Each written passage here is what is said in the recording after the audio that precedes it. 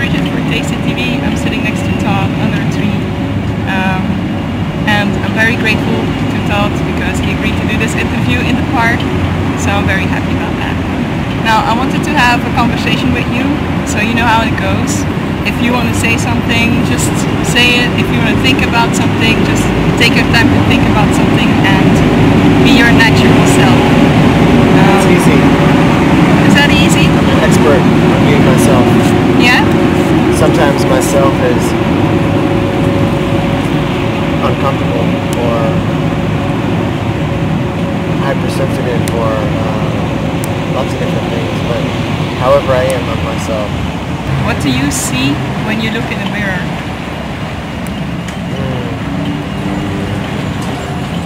For most of my life, I was surprised by who I saw. Yeah? Because I always imagined I was somebody different. In what way? I don't know. The person that I felt like I was didn't necessarily match the person that I saw in the mirror.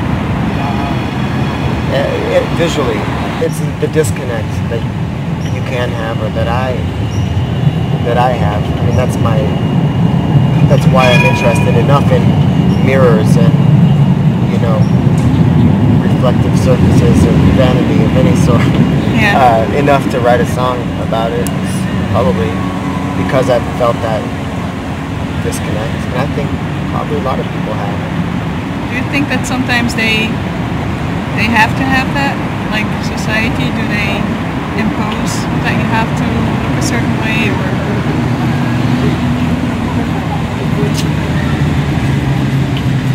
Well, I don't. You only risk disappointing people or being made fun of, and it's like embarrassment. It comes from within you. You can decide if you want to be embarrassed, or you can decide if you want to be concerned with your impression on others. Do you think it's your decision? I think it's, yeah. Yeah? I think it's your decision. I think that there are, you know, you get a certain set of neurological patterns that you've accumulated throughout your life, and you're more likely to think along certain pathways rather than others. Seems like, but I think you can decide ultimately. I don't know. Why is it so damn hard then? I didn't say it was easy. That is true, yeah. Assessing yourself at any point and deciding that it'd be better if you were different one way or another. I think it's an important part of life. Yeah. I think it's more important than the minutia that everyone concentrates on. You know, whether somebody stole my parking space, or, you know, disappointing expectations. What kind of those changes have you gone through in your life? You mean major changes? Well, you said to yourself, I'm going to change. And Right. then you did it.